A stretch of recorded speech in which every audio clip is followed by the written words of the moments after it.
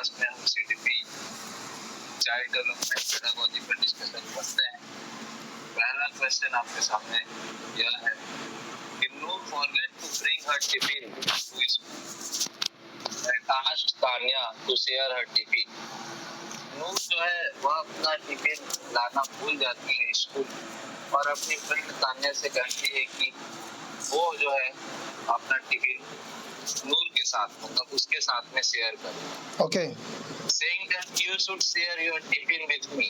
वो यह कहती है कि तुम्हें अपना टिफिन मेरे साथ शेयर करना चाहिए। क्यों? क्योंकि मैं आज टिफिन लाना भूल गई। बिकॉज आज मैं टिफिन लाना भूल गई और कल जो है यस्टरडे मैंने तुम्हारे साथ अपना टिफिन शेयर किया था। अच्छा I shared my tiffin with you yesterday. ठीक है So according to the Lawrence Wahlberg, Sir Lawrence Wahlberg was a great philosopher हाँ sir in CDP. So according to the Lawrence Wahlberg's theory of moral development, Noor's statement represent dash orientation typical at dash stage. मतलब कि वाहलबर्ग के according यहाँ पर moral development तो हो रहा है तो नूर जो स्टेटमेंट कह रही है वहाँ पर कौन सा ओरिएंटेशन है और वह कौन से स्टेज की बात कर रही है। तो नंबर 1 है law and order, post conventional stage, option number 2 obedience, pre conventional stage, option number 3 being nice conventional stage या option number 4 exchange conventional stage. तो एक्सचेंज करने बोल रही है ना सर। हाँ तो मेरे को यहाँ पे तो फोर्थ वाला आंसर लगता है। बिल्कुल फोर्थ नंबर आंसर इसका सही होगा। तो यहाँ पे हो जाता है यस सर। तो यहाँ पे जो आंसर हो रहा है वो हो जाएगा fourth one exchange. Fourth one exchange जो है वो आंसर सही हो जाएगा। बिल्कुल सही। नेक्स्ट की तरफ चलते हैं। सेकंड है widely held beliefs about typified characteristics deemed appropriate for different sexes in the society are referred to as। मतलब कि हम देखते हैं कि समाज में डिफरेंट जो लिंग है सेक्सेस है वो हमारे यहाँ है। तो उनमें से जो सोसाइटी है उसमें कौन से सेक्सेस को रेफर्ड किया गया है, अप्रोप्रिएट माना गया है। अच्छा gender discrimination, gender roles, gender identity और fourth gender stereotype. Gender roles लग रहा है सर ये। देखिए हमारा समाज जो है सोसाइटी जो है उसमें जेंडर स्टीरियोटाइप को एलिमिनेट करने की बात की गई। जेंडर स्टीरियोटाइप उसको एलिमिनेट करने की बात की है। फैला हुआ है। अच्छा जो रूढ़िवादी समाज में फैला हुआ है उसको एलिमिनेट करने की चाहिए। मेल का वर्क फीमेल कर सकती है और फीमेल जो है मेल का वर्क। बिल्कुल कोई प्रॉब्लम नहीं है। यही हमारा सोसाइटी कहता है। हमारा जेंडर डिस्क्रिमिनेशन नहीं होता। डिस्क्रिमिनेशन और इक्विटी की बात करता है। तो डिस्क्रिमिनेशन फर्स्ट वाला होना चाहिए। नहीं जेंडर डिस्क्रिमिनेशन की बात नहीं, यहाँ पर जेंडर स्टीरियोटाइप है ना। अच्छा हमारे समाज में जेंडर स्टीरियोटाइप रूढ़िवादिता को समाप्त कर देना चाहिए। यह एक तरीके का different sexes to gender stereotyping हो गया सर। जेंडर स्टीरियोटाइपिंग इसका आंसर होगा फोर्थ वन। समाज में नहीं होना चाहिए। तो फोर्थ वन इसका आंसर सही है ना सर। ठीक है सर। फोर्थ नंबर आंसर सही होगा इसका। Recently there have been conscious efforts to include stories in curriculum where father is involved in household works and mother is doing adventure activities. This move is important because देखिए ऊपर वाले question में हमने discussion किया gender stereotype. ठीक है कि gender stereotype को हमको क्या करना है, एलिमिनेट कर देना है। क्वेश्चन यहाँ पर भी आ गया, बस थोड़ा सा एग्जांपल इसमें इंक्लूड किया। इसमें क्या दिया गया कि एक फादर जो है वह क्या करती है, हाउस हाउसवाइफ का वर्क कर रहा है, मतलब घर पता। का वर्क कर रहा है, हाउसहोल्ड वर्क कर रहा है। सही बात है। जबकि मदर जो है वो आउटसाइड ऑफ द वर्क कर रही है, एडवेंचर वर्क कर रही है। हम्म तो ये क्यों?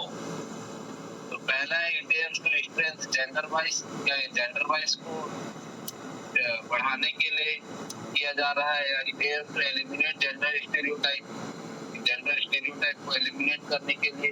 थर्ड है it aims to encourage gender constancy, gender constancy को क्या ये इनकरेज कर रहा है, या four it aims to increase gender discrimination, gender discrimination को इनकरेज कर रहा है।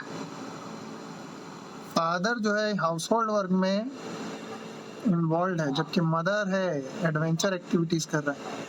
तो ये मेरे को लगता है सर एलिमिनेट कर रहा है जेंडर स्टीरियोटाइपिंग को, सेकंड वाला हो सकता है। हाँ बिल्कुल, अभी इसका आंसर जो है वो हो जाएगा सेकंड, इसकी कोशिश चल रही है। यस, क्योंकि एट द राइट नाउ अभी के समय में जो है हाँ सर, इक्वलिटी की बात हो रही है, इक्विटी की बात हो रही है। इतना जो है कोई मेल फीमेल में डिस्क्रिमिनेशन नहीं होना सोसाइटी ऐसा कंसीडर कर रहा है। Okay, next. अकॉर्डिंग टू लेवाइगोत्स्की बहुत फेमस ग्रेट फिलोसोफर हुए सीडीपी में, जिसने लैंग्वेज एक्विजिशन का प्रिंसिपल दिया था। हाँ sir, according to Vygotsky, when adults adjust the support to extend the child's current level of performance, it is called। तो Vygotsky जो है उनके अनुसार जब एक वयस्क बच्चे के निष्पादन के वर्तमान स्तर को हेल्प के द्वारा, ठीक है, और ज़्यादा क्या इन्हेंस किया जाता है, सपोर्ट किया जाता है, तो उसको क्या बोलते हैं? तो बताइए सर, क्या क्या ऑप्शंस है? सर डिस्कवरी लर्निंग है, जोन ऑफ प्रॉक्सिमल डेवलपमेंट जिसको हम केपीडी बोलते हैं। फिर इसकी फोल्डिंग है और इंटर सब्जेक्टिविटी। तो एक्चुअल में क्या है, इस क्वेश्चन में कहा यह गया है वाइगोत्स्की में, जैसे कि पहले ही बताया, ले Vygotsky a great philosopher in CDP, child development pedagogy, who know the principle of language acquisition, जिन्होंने लैंग्वेज एक्विजिशन का प्रिंसिपल दिया। अच्छा, और उसने क्या कहा था पता है? कोई बच्चा जो है वह कभी भी पढ़ करके लैंग्वेज नहीं सीखता। अच्छा, वह लैंग्वेज अपने सराउंडिंग में बोलने वाले व्यक्तियों के माध्यम से ही सीखता है, वो उसको एडॉप्ट करता है। अभी भी कोई बच्चा पढ़ करके लैंग्वेज नहीं सीखता है,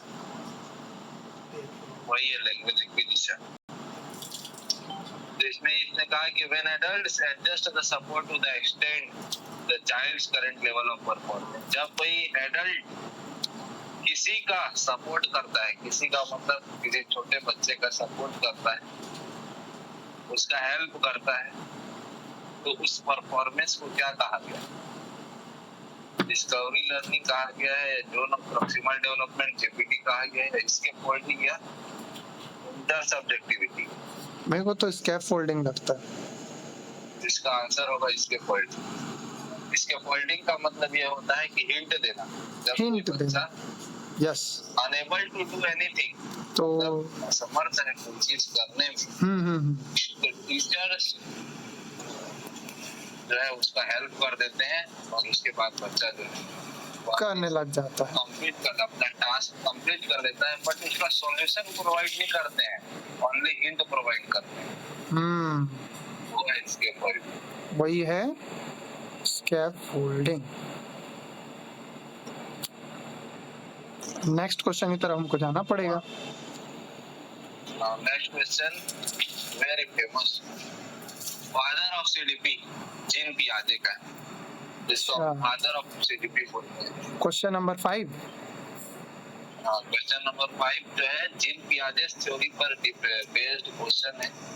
according to Jean Piaget's theory of cognitive development, hypothetical deductive reasoning develops during, मतलब कि जीन पियाजे ने बोला, पहले जीन पियाजे के बारे में। जीन पियाजे एक ऐसे फिलोसोफर हुए जिन्होंने सीडीपी में एजेस को समझाया, कॉग्निटिव डेवलपमेंट की एजेस को उन्होंने बताया कि 4 स्टेज होती है डेवलपमेंट के, कॉग्निशन डेवलपमेंट। अच्छा। पहले होता है सेंसरी मोटर स्टेज, दूसरा pre operational stage, third confident operational stage और फॉर्मल ऑपरेशनल स्टेज।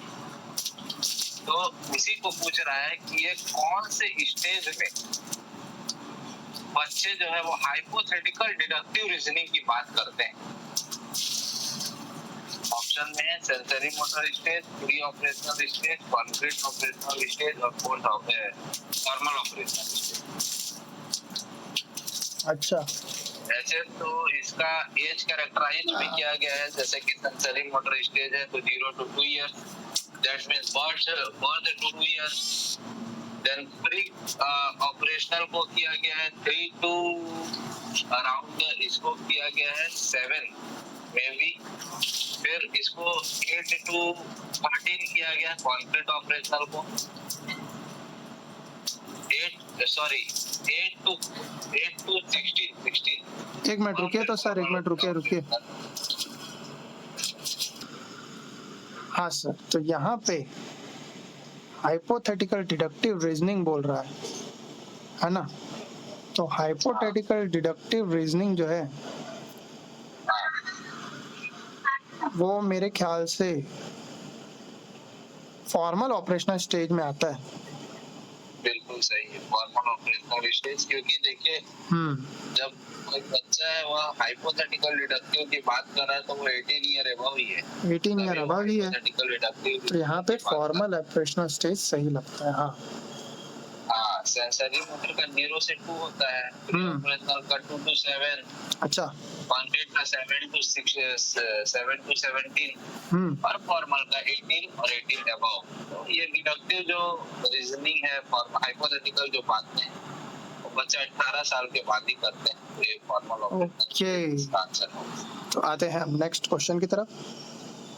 नेक्स्ट है, अकॉर्डिंग टू डेस it is important to understand the social processes and influence of the cultural context on children's thinking। मतलब कि ये कौन से philosopher ने यह बात कही है, अच्छा, यह समझना बहुत ही ज्यादा जरूरी है। इसको सोशल प्रोसेस मतलब समाज में होने वाली प्रक्रियाओं को, समाज में होने वाली क्रियाओं को जो क्या करे, इन्फ्लुएंस करे कल्चरल एक्टिविटीज को, कल्चरल कंटेक्स्ट को, बच्चे के सोचने समझने की शक्ति को।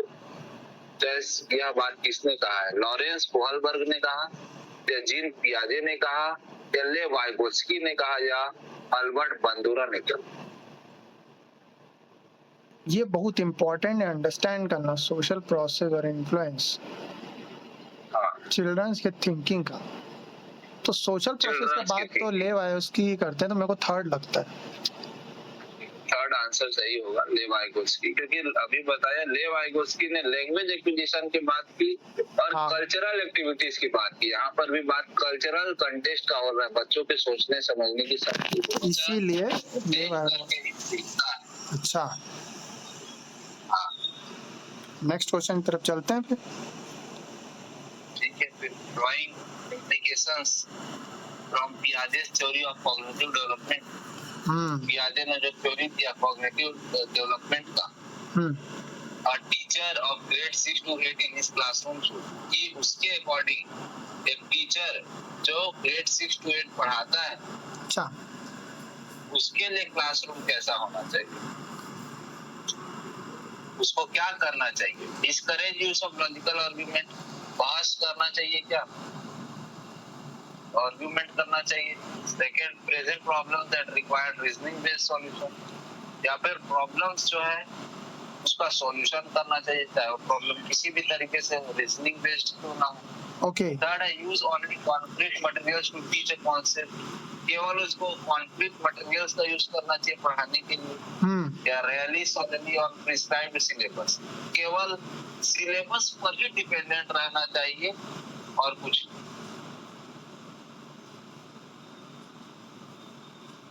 लॉजिकल आर्ग्यूमेंट्स को डिस्करेज करना नहीं चाहिए और प्रिस्क्राइब सिलेबस पे भी नहीं रहना चाहिए, ठीक है। पर मेरे को लगता है रीजनिंग बेस्ड सॉल्यूशन करवाना चाहिए, तो क्या सेकंड आंसर सही है?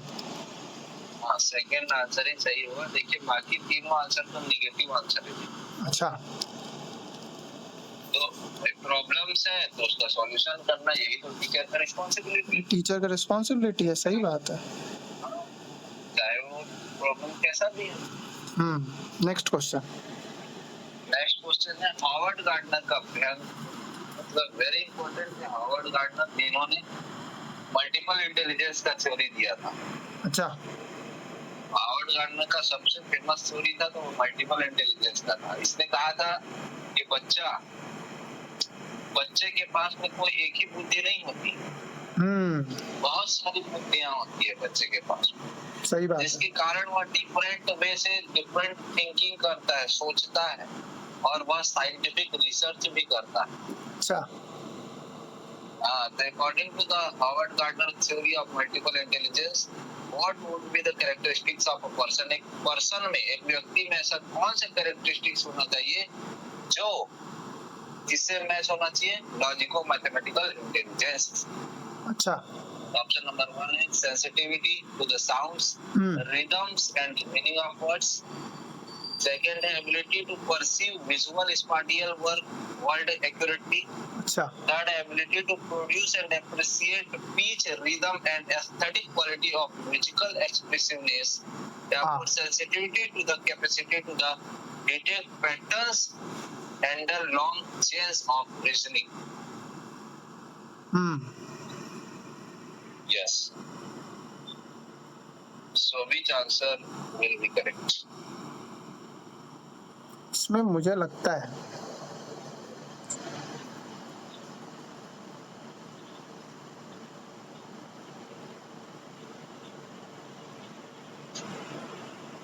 लॉजिको मैथमेटिकल बोला है ना, तो लॉजिको Yes, मैथमेटिकल mathematics की में बात की गई।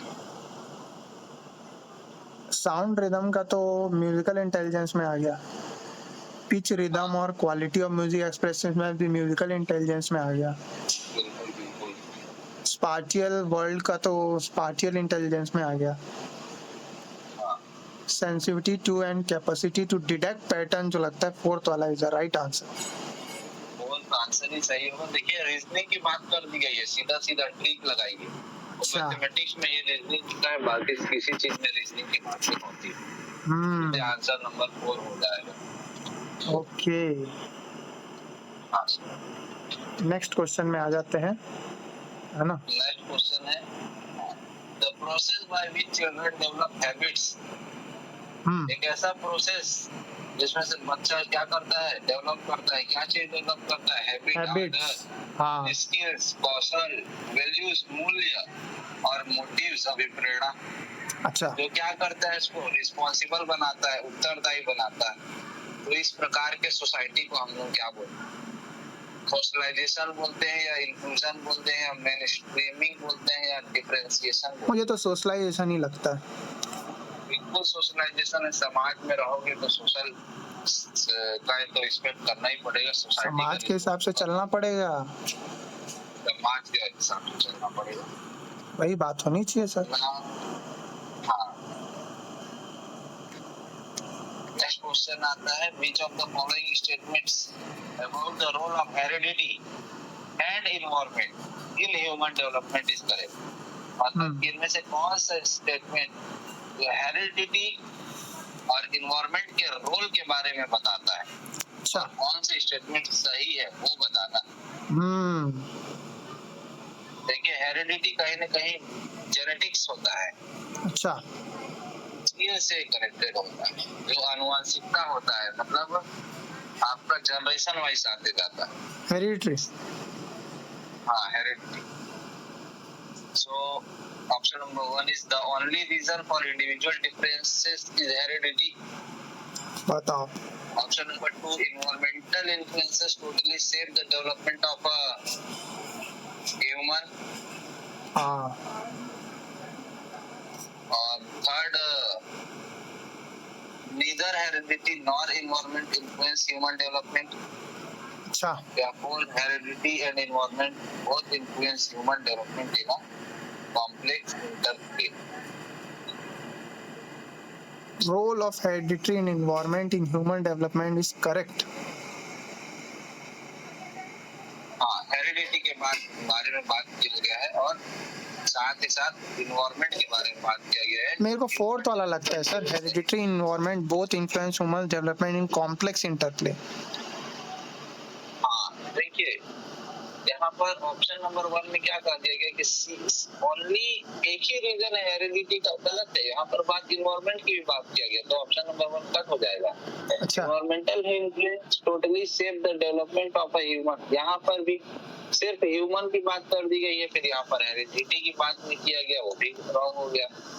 नीदर हेरिडिटी नॉर इन्वायरमेंट, दोनों कैसे नहीं होगा जी, वो भी कट हो गया। वो भी होगा, वो भी सर, ठीक ठीक ठीक। अब fourth, heredity and environment both influence, दोनों के दोनों इन्फ्लुएंस करते हैं ह्यूमन डेवलपमेंट को। क्यों? क्योंकि ये कॉम्प्लेक्स इंटरप्ले है, दोनों के कॉम्प्लीमेंट से ही ह्यूमन लाइफ पॉसिबल है। अच्छा, इसी चीज को बोला गया है, interaction of heredity and environment in a human development. तो फोर्थ वाला करेक्ट आंसर है। Fourth answer is correct, right. अच्छा सर,